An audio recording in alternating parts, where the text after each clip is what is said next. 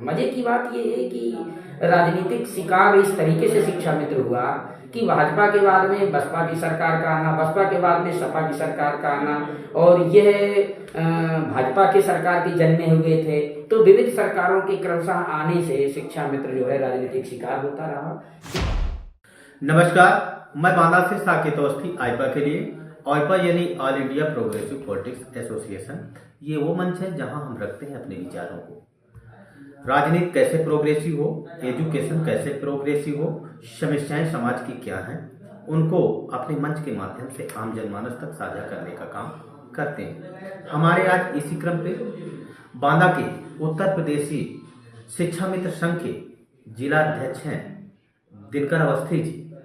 उनसे हम उनकी समस्या तथा संगठन, आम शिक्षा मित्र तथा अन्य बिंदुओं पर चर्चा करेंगे। सर नमस्कार। नमस्कार। सर, हमारा ये वो मंच है आईपा जहां आम जनमानस तक और शासन प्रशासन तक लोगों की समस्या को पहुंचाने का काम करता है। मैं अपने मंच के माध्यम से आपका आभार व्यक्त करूंगा क्योंकि आपने हमें समय दिया, और आपके क्या वक्तव्य हैं वर्तमान परिदृश्य एजुकेशन को लेकर के, और हमारे संस्थान के माध्यम से आप हमारे संस्थान को तथा अन्य लोगों को क्या संदेश देना चाहेंगे? पहली बात तो मैं आईपा को हृदय से धन्यवाद इस बात का देता हूँ कि वर्तमान मौजूदा समय में संविदा कर्मियों की एक बहुत बड़ी समस्या हमारे देश में और प्रदेश में है, और आईपा ने संविदा कर्मियों के संगठनों पर और उनकी जो हार्दिक पीड़ा है, हृदय की पीड़ा है, बहुत लंबे समय से आईपा ने इस दिशा में इंटरव्यू लेने का काम किया। आपने अवसर दिया, इसके लिए मैं बहुत बहुत धन्यवाद देता हूँ। और संविदा कर्मियों की एक विंग है जो शिक्षा मित्र, उत्तर प्रदेश में शिक्षा मित्रों की जो नियुक्ति हुई है वो 2001 में हुई है औपचारिक तरीके से। और मजे की बात यह है कि भाजपा सरकार की कोख से ही जन्मा हुआ ये पद है शिक्षा मित्र का जी। तो ठीक है, अच्छा है। मैं धन्यवाद देता हूँ सरकार को कि इस बेरोजगारी में उत्तर प्रदेश के बंद प्रसिद्धि विद्यालयों में, जहाँ पर विद्यालय की ऐसी दुर्दशा थी जो शिक्षक विहीन थे। प्राइमरी में कक्षा 1 से 5 तक पढ़ाई होती है और एक ही अध्यापक था तत्कालीन समय में। यही स्थितियां जूनियर की थी। ठीक है, एक विचार आया, कल्याण सिंह तत्कालीन मुख्यमंत्री माननीय कल्याण सिंह जी थे, उनके मन में एक विचार आया कि संविदा के आधार पर गांव के सर्वश्रेष्ठ एक मेरिट धारक को चयनित किया जाए युवकों को, तो उनकी एक बेरोजगारी से उनको थोड़ा निजात मिलेगी तथा प्राथमिक शिक्षा की सुधार भी, और प्राथमिक शिक्षा का सुधार भी होगा। ठीक है, कॉन्सेप्ट अवधारणा अच्छी थी। उस समय मेरिट पर जो थे वो चुन लिए गए। कालांतर में आप जानते हैं कि जब वो शिक्षा मित्र पद में काम करने लगे तो अन्य प्रतियोगी परीक्षाओं में ध्यान जा नहीं सकता, क्योंकि बहुत बड़ा गुरुतर भार उनके ऊपर था। विद्यालय खोलने से लेकर विद्यालय बंद करने तक की पूरी प्रक्रिया का निर्वहन करते थे, और शिक्षक न होने के कारण पूरी कक्षाओं में शैक्षिक गुणवत्ता को शिक्षा के सार्वभौमिकरण के उद्देश्य से ही गवर्नमेंट ने ये किया हुआ था। शिक्षा मित्रों की नियुक्त हुई थी, खासकर जो है बेसिक जो है एजुकेशन के लिए नियुक्त की गई थी। तब से लेकर के आज तक के अंतराल में लगभग शिक्षा मित्र 20 वर्ष अपने समय जो है उम्र का दे चुका है। आज वर्तमान में एक शिक्षा मित्र की आयु की गणना की जाए तो लगभग कितनी आयु में पहुंच गया होगा? आपका प्रश्न बहुत अच्छा है और मैं यही बताना चाह रहा था। आप ये मान लीजिए कि भर्ती की आयु न्यूनतम 18 वर्ष से कम थी नहीं, और यदि आप न्यूनतम को छोड़ दें 20 वर्ष से ही अगर मूल्यांकन करें तो 21 वर्ष लगभग सेवा के हो गए। तो 41 वर्ष तो शुरुआत है, और बेरोजगारी की समस्या ये है कि 30 साल 35 साल तक तो बेरोजगार टहलते हैं, तो वो लोग भी आ गए। और अनौपचारिक अनुदेशक पर जो काम करते थे पूर्व में, उनको एक प्रथम वरीयता में लिया जाना भी था, तो उनको एज में छूट दी गई थी। तो आप अगर 30 साल तक की छूट दी गई थी, अगर 30 साल में वो 2001 में चयनित हुआ तो वो तो 50 पार कर गया। तो मैं अगर इसको मैं सही क्लैरिफिकेशन करूं उम्र को, तो आप ये समझ लीजिए कि न्यूनतम वो 40 वर्ष से कम नहीं है आज की डेट में। और अधिकतम वो 55 वर्ष तक का जो है शिक्षा मित्र है और 21 साल से सेवा कर रहा है। मजे की बात ये है कि राजनीतिक शिकार इस तरीके से शिक्षा मित्र हुआ कि भाजपा के बाद में बसपा की सरकार का आना, बसपा के बाद में सपा की सरकार का आना, और यह भाजपा की सरकार भी जन्मे हुए थे, तो विविध सरकारों के क्रमशः आने से शिक्षा मित्र जो है राजनीतिक शिकार होता रहा। विभेदीकरण की वजह से, विभेदीकरण के बहुत दिनों बाद, लंबे अरसे से 2010 के बाद आरटी एक्ट जब लागू हुआ तो मायावती जी ने ये एक कॉन्सेप्ट लाई कि ये अनट्रेंड है, तो ट्रेंड करने की प्रक्रिया आई। ट्रेंड होने के बाद में फिर केंद्र और राज्य में समान सरकारें आई भाजपा की, लेकिन फिर इनका समायोजन कालांतर में सपा सरकार द्वारा किया गया। तो मजेदार बात यह है कि ये सभी शिक्षा मित्रों का समायोजन हुआ, उसमें किसी जाति पर विभेद नहीं किया गया, सभी जातियों का उसमें लाभ मिला, परंतु अंतोगत्वा भाजपा ने शिक्षा मित्रों को समाजवादी के रजिस्टर में दर्ज ही मान लिया गया। मैं सिर्फ आपको ये बताना चाहता हूँ कि भाजपा सरकार के में जन्मे शिक्षा मित्र और ऑक्सीजन की तरह मिलती रही विविध सरकारों में, और अंत में समाजवादी पार्टी ने इनको परमानेंट कर दिया। तो राजनीतिक विद्वेष इस कदर नहीं होना चाहिए कि ये हमारे शिक्षा मित्र नहीं। सर, जैसे कि समाजवादी पार्टी ने इनका समायोजन किया हुआ था और 2 चरणों में किया हुआ था, तो क्या कोई खामियां रह गई थी समाजवादी पार्टी के द्वारा, संबंधित सरकार के द्वारा इनके जो है समायोजन करने में, जिसके वजह से इनका जो है समायोजन सुप्रीम कोर्ट से निरस्त किया गया? देखिए, खामी तो नहीं है, राज्य सरकार को प्रदत्त अधिकार असीमित होते हैं और हमारे अनुभव इस बात के साक्षी हैं। आप उठा करके विविध सरकारों की नियुक्तियों का देख लीजिए, जब करना होता है तो सारे पावर यूपी सरकार या संबंधित राज्य सरकारों को होते हैं, परंतु खामी तो नहीं कहेंगे, इसलिए कि ये सभी स्नातक हैं और सभी जो है ट्रेंड हैं। और एनसीटी जो एक मानक संस्था है सेंट्रल गवर्नमेंट में शिक्षकों को भर्ती करने की जो नियमावली है, उसमें तत्कालीन समय में भी उन्होंने कहा था कि ट्रेंड होना है और स्नातक होना है। गाइडलाइन, शिक्षक भर्ती गाइडलाइन का जो है परिवर्तन कब हुआ था? इससे पूर्ववर्ती गाइडलाइन क्या थी? क्या उसका पालन करते थे सभी? जिस समय शिक्षा मित्र समायोजित किए गए, यानी मुख्य धारा में स्थायी तौर पर रोजगार में हुए थे, तब वहां पर जो गाइडलाइन थी एनसीटी की, उसी के आधार पर किया गया, प्रमोट किया था उसी आधार जी, उसी के आधार पर उनको किया गया, नियमानुसार किया गया। जबकि बहुत सारे लोगों ने एक भ्रमवश ये सोच रहे थे कि शिक्षा मित्र अयोग्य हैं, तो योग्यता और अयोग्य, आज भी शिक्षा मित्र काम कर रहे हैं, तो आज हम 10,000 में काम कर रहे हैं तो योग्य है, और यदि 40,000 पा रहे थे तो अयोग्य थे। ये अपने अपने तर्क हैं स्वाविवेक पर, ये अच्छी बात नहीं है, परंतु अब टेट आ गया है, टेट मतलब टीचर एलिजिबिलिटी टेस्ट आया है। हम मानते हैं कि टीचर एलिजिबिलिटी टेस्ट पूरे देश में होना चाहिए और पास भी कर रहे हैं। तो आप गौर करिए इस बात को कि हमारे 40,000 50,000 टेट पास भी तो शिक्षा मित्र बैठे हैं। तो सरकार को एनसीटी की गाइडलाइन में अब जो मौजूदा जो गाइडलाइन है उसमें टेट की अनिवार्यता है, तो टेट वालों को भी बाहर किए हुए हैं। सर, इसमें जो 20-22 साल हो गए, 20-22 वर्ष जो है शिक्षा मित्रों का अनुभव भी जो है बेसिक शिक्षा परिषद को जो है दे करके हो गया, लेकिन आपके कहने के मुताबिक जो आज की वर्तमान परिदृश्य है, लगभग 40 से 42, कोई तो 55 साल का भी, 50 साल का भी हो गया, क्या नए बच्चों के साथ में, नए प्रतियोगिता के साथ में, नए स्टूडेंट के साथ में इस उम्र में शिक्षा मित्र दौड़ पाएगा उनके साथ? हाँ, ये बहुत तकनीकी बात आपने पकड़ी है।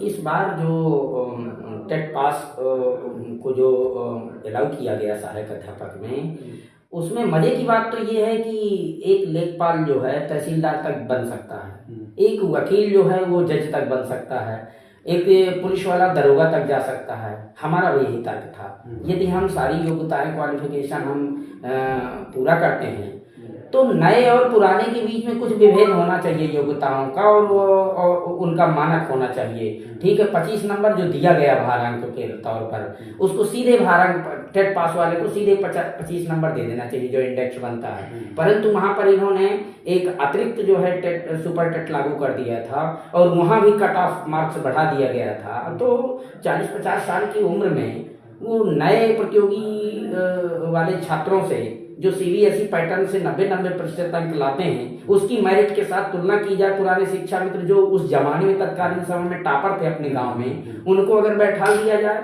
तो कैसे ये दोनों की मेरिट बन सकती है। तो मजेदार बात ये है जो आपने बताया अभी कि ये पूरा देश जानता है कि शिक्षा मित्रों के साथ बड़ा जो है भेदपूर्ण व्यवहार किया गया है, परंतु राजनीति है, लोकतंत्र है।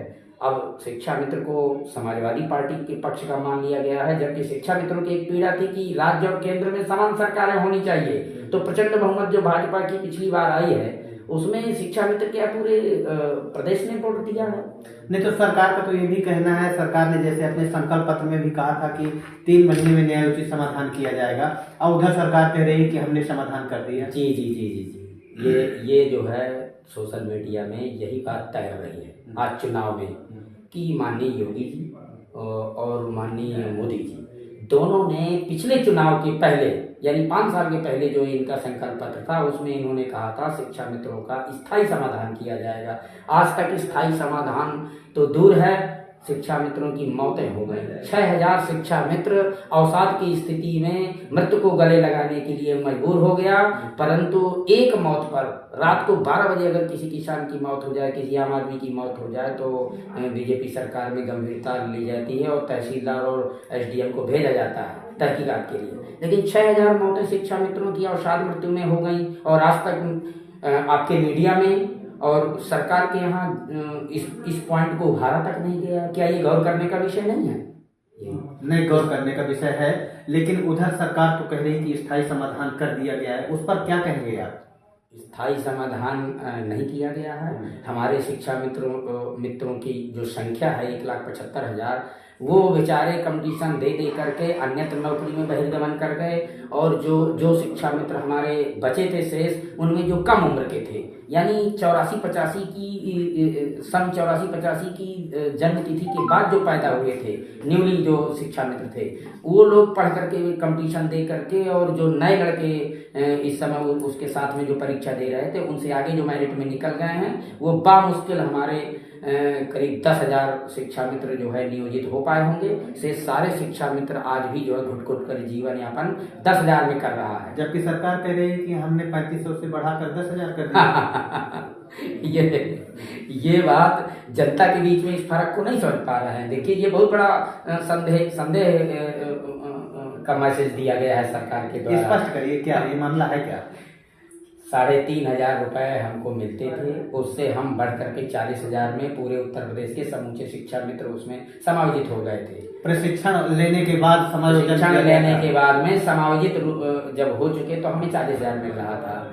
इसके बाद में हम जैसे ही समायोजन रद्द हुआ तो सरकार हमारे समायोजन रद्द के बाद जब हम कोर्ट पर गए अपनी पात्रता को लेकर के, तो सरकार वहाँ भी हमारे अगेंस्ट खड़ी हो गई और हमको घटा करके 10,000 में फिर से कर दिया गया। 3,500 से उठा करके 10,000 उन्होंने कर दिया है, जबकि हमारी मांग थी कि 40,000 ना दीजिए तो कम से कम न्यूनतम वेतन जो समान वेतन का जो आजकल चल रहा है, हम अध्यापक के साथ बगल की कुर्सी में बैठ करके शिक्षण कार्य कर रहे हैं, आज भी कर रहे हैं। अदिति जी, मैं आपसे ये जानना चाहूँगा कि तब 40,000 मिलता रहा है, 10,000 आज मिलता है। आप विद्यालय पे जो है आपके शिक्षा मित्र जो है जाते हैं पढ़ाने के लिए, शिक्षण कार्य करने के लिए, जो सहायक अध्यापक है, गवर्नमेंट टीचर है और शिक्षा मित्र है, तो क्या शिक्षण प्रणाली में जो कोई अंतर है, विभेद है क्या पढ़ाने का? नहीं, गांव का आदमी आज भी नहीं जानता है इस बात को। गुरुजी वो भी हैं, गुरुजी हम हैं। सिर्फ वेतन की भिन्नता है, कुर्सी में बैठने में, वहाँ पढ़ाने में और उत्तरदायित्व निर्वहन में किसी तरह का कोई वो नहीं है। जो ड्यूटी जहाँ भी है, वैक्सीनेशन की ड्यूटी है, राष्ट्रीय जितने भी कार्यक्रम हैं, चुनाव में हैं, सभी जगह हमारे शिक्षा मित्र काम कर रहे हैं। सिर्फ 10,000 रुपये इस बात के लिए दिए गए हैं कि ये आयोग है, और दूसरे हमारे बगल में बैठे हुए अध्यापकों को 50-60,000 दिया जा रहा है, वो योग्य हैं। जैसा कि जो है आपके उत्तर प्रदेश प्राथमिक शिक्षा मित्र संघ के द्वारा इस संबंध में शासन प्रशासन को समय समय पर अवगत भी कराया जाता रहा है। आज की वर्तमान परिदृश्य हालात शिक्षा मित्रों के लिए कितने विषम हैं, क्या क्या उनके सामने चुनौतियां हैं, कैसी समस्याएं आ रही हैं, इस पर क्या कहेंगे आप? चुनौतियों के लिए पूरे उत्तर प्रदेश में सोशल मीडिया के माध्यम से हो रही अवसाद मृत्यु पर जनता हमारी देख रही है। और समाज का कोई भी हो, किसी की बेटी है, किसी की बहू है, किसी का भाई है, और जब हर गांव से शिक्षा मित्र चुने गए हैं उत्तर प्रदेश में, तो मुझे नहीं लगता है कि कोई भी गांव ऐसा छूता हो जो शिक्षा मित्र की पीड़ा से अनभिज्ञ हो। आने वाले समय में खासकर जैसे 2022 विधानसभा है, चुनाव है, आचार संहिता भी लागू हो गई है, जैसे कि इससे पूर्व भी सरकार के द्वारा कहा गया कि न्यायोचित समाधान किया जाएगा। आपने बताया कि कोई समाधान अभी तक नहीं हो पाया है, चुनाव सर पे है। इस पर क्या प्रतिक्रिया होगी? क्या शिक्षा मित्र जो है आगे की रणनीति क्या तैयार करेगा? क्या जहन में उसके है शिक्षा मित्र? सीधी सी बात है, चुनाव तुम्हारे सर पर है, तनाव हमारे सर पर है। तो ये तो बहुत सीधी सी बात है। आपका सर पर चुनाव है तो आपका भी तो तनाव है। 5 साल में तो संविदा आपकी भी भरी जाती है। 5 साल में आप चुनाव लड़ते हैं और 5 साल से हम तनाव में हैं। हमारी कच्ची नौकरी है तो कच्ची नौकरी कच्चा वोट और पक्की नौकरी पक्का वोट। हमारी तो अब सीधी सी ये है कि भाई जो हमारा ध्यान देगा, हमें ना तो भाजपा से कोई बुराई है, ना सपा से है, ना बसपा से है। सपा ने हमारा समायोजन किया, हमको जीने का आधार दिया। स्वाभाविक तौर पर, सैद्धांतिक तौर पर, व्यवहारिक तौर पर हमारे शिक्षा मित्र सपा को विजयी बनाएंगे कि भविष्य में हमारे रोजी रोटी का स्थायी समाधान हो, जो संवेदनात्मक ढंग से हमारे साथ रही है। और बाकी भाजपा, अगर भाजपा को ये चिंता होती शिक्षा मित्रों की वोट की, संविदा कर्मियों के वोट की, तो अभी बीच में 10,000 से बढ़ा करके मानदेय कुछ सम्मानजनक कर दिए होते, तो हो सकता है कुछ शिक्षा मित्रों की। अभी सरकार ने घोषणा भी तो की थी मानदेय बढ़ाने के लिए कि शिक्षा मित्रों का मानदेय बढ़ाया जा रहा है। जी जी जी। एलाटेड बजट, जो राज्यों को एलाटेड बजट होता है, उसका गुना भाग करके उन्होंने ग्रामीण पंचायत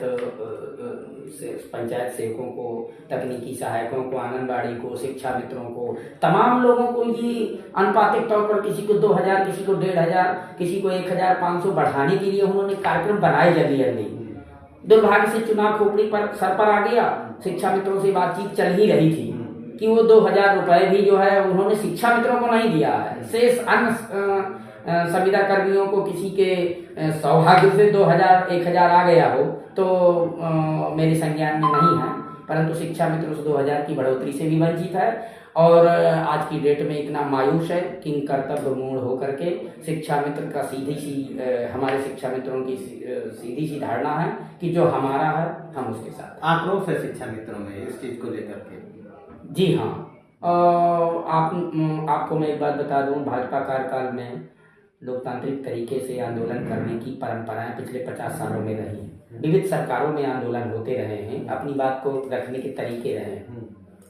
इस सरकार में एक आश्चर्यजनक हमने एक नया ट्रेंड देखा है कि हम धरना कर सकते थे, ना आंदोलन कर सकते थे, ना ही कहीं हम ज्ञापन देकर के अपनी बात कर सकते हैं। आखिरकार यह लोकतंत्र में यह विधा समाप्त क्यों हो गई? असहमति का कहीं ना कहीं कोई स्थान ही नहीं है।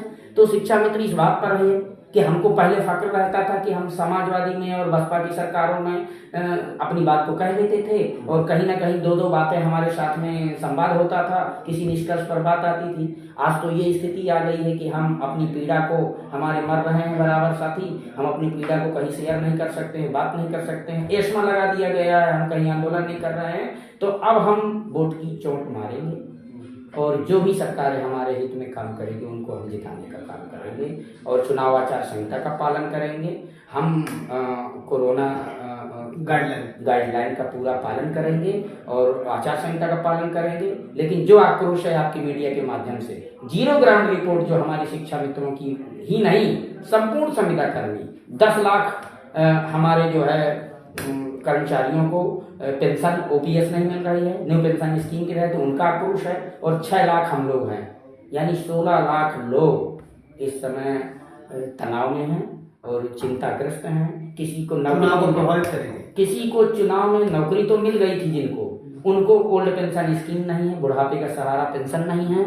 और जो संविदा में है तो संविदा कल्चर से उब गए हैं। अरे आप उसकी क्वालिफिकेशन के आधार पर परमानेंट नौकरी दीजिए। ये घुट घुट करके मरने वाली संविदा वाली और आउटसोर्सिंग जो कर्मचारी रखने की जो पद्धति है, ये उनकी जवानी को निचोड़ करके अपना यूज कर लेते हैं और लास्ट में कहते हैं कि आप अयोग्य हैं। ये कल्चर खत्म होना चाहिए। और ये धीरे धीरे बातें अब न्यायालय में भी होने लगी हैं कि भाई 20 साल 21 साल तक अगर किसी ने अपने जीवन के बहुमूल्य समय दिया है राष्ट्र की सेवा में और राष्ट्रीय कार्यक्रमों में उसमें भूमिका निभाई है, तो उसके बारे में सोचना ये मतलब 2022 होने वाले विधानसभा चुनाव को प्रभावित करेगा ये मुद्दे। 2022 में प्रभावित करेगा। और सीधा सा मैं ये कहूँगा कि जितने भी संविदा कर्मी हैं वो लामबंद हो गए हैं। और ओपीएस के मुद्दे पर जिनको नौकरी मिल चुकी है वो अपने पेंशन की मांग कर रहे हैं, पेंशन का टेंशन है उनको, और हमको संविदा कर्मचारी के रूप में रखा हुआ है तो हमारा भी भविष्य अंधेरे में, हमारे बच्चों की भविष्य की बातें हो रही। हम बच्चों का भविष्य तराशते तराशते खुद अपना भविष्य खो बैठे हैं। और मैं इतना ही कहूँगा कि ये ईश्वर जानते हैं और सारे राजनीति के लोग जानते हैं। शिक्षा मित्रों की ये मानवीय जो पीड़ा है और जो मृत्यु है, इस पर जरूर हृदय को झकझोर देने वाली सारी स्थितियों को गवर्नमेंट देखेंगी, समझेंगी और जनता भी समझ रही है। और हम शिक्षा मित्र हैं, हम किसी गुट और किसी दल से नहीं हैं, परंतु हम किसी के बेटा हैं, किसी के चाचा हैं, किसी के पिता हैं, हमारी बहन, हमारी भाभी कहीं ना कहीं शिक्षा मित्र हैं और किसी की बेटी शिक्षा मित्र है। इसलिए सारे संबंधों में बंधे हैं। उन परिवारों में यदि एक शिक्षा मित्र मल्टीप्लाई टू 10, यदि हम एक शिक्षा मित्र को 10 लोगों के साथ अगर उनको हम मताधिकार के साथ अगर संवेदनात्मक ढंग से उसका पिता, उसका पति, उसके भाई और उसके पुत्र और पुत्री तक वोट, हमने जिनको पढ़ाया था उनकी नौकरियां लग गई हैं। हम 2001 से 2021 चल रहा है, 21 साल की उम्र में तमाम हमारे पढ़ाए हुए नौकरी पे पहुंच गए हैं। हमारी न तो बीमा है, न कोई सेवा शर्तें हैं, न स्वास्थ्य की कोई सुविधाएं हैं, न छुट्टी की कोई सुविधाएं थी अभी तक। ये सारी चीज़ों को दृष्टिगत रखते हुए निश्चित तौर पर जो है कोई ना कोई आगे समाधान के रास्ते हम खोज रहे हैं। जैसे कि ये हमारे साथ में थे उत्तर प्रदेश प्राथमिक शिक्षा मित्र संघ के जो है जिला दिनकर और बुंदेलखंड प्रभारी भी हैं। Sir thank you very much, आपने हमारे संस्थान को समय दिया, मैं आभारी हूँ आपका। और उत्तर प्रदेश प्राथमिक शिक्षा मित्र संघ के द्वारा जो है अपने संगठन के द्वारा आम शिक्षा मित्र तथा अन्य समस्याओं को लेकर के सरकारों के प्रति जो आक्रोश है, आम जनमानस के क्या जो है वक्तव्य विचार है, आज शिक्षा मित्रों की स्थितियां क्या है, इन पर जो है चर्चा हमारे संस्थान के साथ हुई। और आगे भी ये सरकार को तथा आने वाली सरकार को अपने इस संदेश के माध्यम से अपनी आवाज को बना करके उस समस्या का समाधान करवाने का आग्रह कर रहे हैं। मैं बांदा से आइपा के लिए साकेत अवस्थी।